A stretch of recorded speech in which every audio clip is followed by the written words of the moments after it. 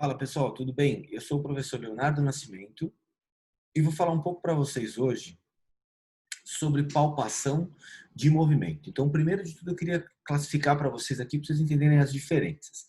A gente tem basicamente três tipos de palpação que a gente pode utilizar. O primeiro tipo de palpação é a palpação de localização, onde você vai palpar e localizar determinadas estruturas e somente isso. Então, você vai palpar uma esternoclavicular, você vai palpar uma acromioclavicular, você vai palpar uma L5, uma espinhosa de L5, uma transversa de L5. Então, é uma palpação de simples localização. A gente usa isso para alguma parte do nosso diagnóstico, mas existe um outro tipo de palpação, que é a palpação de movimento, que a gente encontra no PubMed como motion palpation. E essa motion palpation é onde a gente palpa uma determinada estrutura e movimenta para verificar se eu tenho movimento nessa região. E o terceiro tipo de palpação que a gente utiliza, que já não é nem mais só palpação, a gente pode chamar de testes provocativos. Então, a gente tem vários tipos de testes que são chamados de testes provocativos de palpação. Então, pode ser uma manobra de Hawkins, um teste de Laseg. Então, são testes que a gente utiliza habilidades palpatórias para perceber alguma coisa, mas são testes que são chamados de testes provocativos. E hoje, o estudo que eu vou mostrar para vocês é um estudo que fala um pouco de palpação de movimento.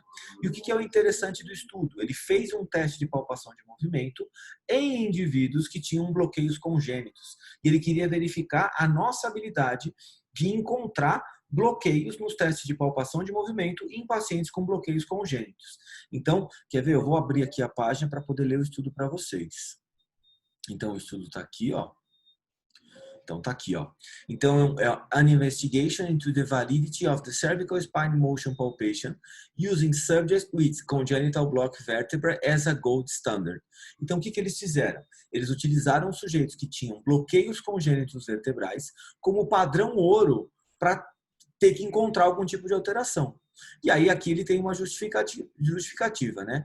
A terapia manipulativa para tratar a dor lombar e dor cervical foi demonstrada que a validação de muitos procedimentos utilizando a disfunção articular não estava confirmada. Então a gente tem mais uma vez aqueles procedimentos de palpação de movimento que não são muito bem validados na ciência. E motion palpation é uma ferramenta diagnóstica para avaliar, né, para justificar a nossa intervenção em terapia manual. Então, a palpação de movimento é muito importante para a gente detectar essas variações.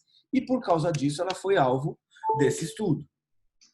O objetivo desse estudo foi introduzir um novo gold standard, que era o bloqueio vertebral congênito, que aqui foi abreviado como CBV, para verificar a validação da palpação de movimento, detectando uma verdadeira fixação. Então, onde o sujeito tem um bloqueio vertebral congênito, é exatamente onde ele tem uma verdadeira fixação. Por quê? Porque essas pessoas não sabiam que esse paciente tinha esse bloqueio congênito. Então, era muito interessante, porque eles iam fazer um teste de mobilidade e eles tinham que encontrar a mobilidade da coluna cervical, só que tinham dois sujeitos que tinham bloqueios vertebrais congênitos. Então, foram realizados 20 estudantes do quarto ano de quiropraxia que examinaram a coluna cervical de 3 sujeitos com um nível de bloqueio vertebral congênito, utilizando 2 testes comuns de palpação, que a gente vai ver as imagens depois. Foi solicitado para eles: identifiquem o segmento mais hipomóvel, identifique a maior hipomobilidade, e esse bloqueio congênito tinham em 2 sujeitos com a fusão de C2 e C3 e um com a fusão de C5 e C6. Então, dos 3 pacientes que eles tinham, 2 tinham fusão de C2 e C3 e um tinha uma fusão de C5 e C6. Será que eles conseguiram encontrar esse bloqueio num teste de palpação de movimento? Foi utilizada a ferramenta do CAPA, que é uma ferramenta de confiabilidade. Já expliquei essa ferramenta algumas vezes para vocês, mas vou explicar de novo. O CAPA é um índice de concordância de uma amostra. Então, se uma pessoa fizer um teste e uma outra pessoa repetir esse teste, se as duas tiverem o mesmo resultado, o CAPA é mais próximo de 1. Se essas pessoas têm resultados diferentes, o CAPA vai tendendo ao 0. Então, quando não tem nenhuma confiabilidade, esse CAPA pode ser 0 ou ele pode ser negativo. E esse CAPA, quanto maior ele for, mais próximo de 1 ele é. Então, ele varia de 0,0 até 1,0, onde 0 até 0,2 é um índice baixo, 0,2 a 0,4 já começa a melhorar um pouquinho, 0,4 a 0,6 é um índice moderado, 0,6 a 0,8 um pouquinho melhor e 0,8 a 1 é o melhor cenário possível. E aí os resultados. Aí o coeficiente de capa mostrou uma grande concordância na identificação do segmento de maior hipomobilidade, um capa de 0,65, então 65% das vezes, ou 76% das vezes, ou 46% das vezes, eles encontraram esses bloqueios nesses indivíduos. Então, o capa foi relativamente alto nesse estudo. Quer ver como que foi feito aqui? Ó. Aqui ele explica, né, as técnicas para a avaliação da coluna cervical, as técnicas de palpação de movimento são muito utilizadas, por isso que eles utilizaram nesse estudo. E olha aqui o procedimento, ó, os 3 sujeitos, e olha aqui os testes de palpação que eles utilizaram. Olha aqui a fusão, tá vendo? Ó? Então, eles utilizaram esse teste de palpação intersegmentária, que é um teste da quiropraxia, e aqui um outro teste, né, de palpação aqui em rotação e aqui em flexão. E aqui estão os resultados deles, olha aqui. Ó. Então, quando a gente considera todos os bloqueios dos 3 indivíduos, o capa foi de 0,675. Ou seja, 67,5% das vezes eles conseguiram encontrar esses bloqueios.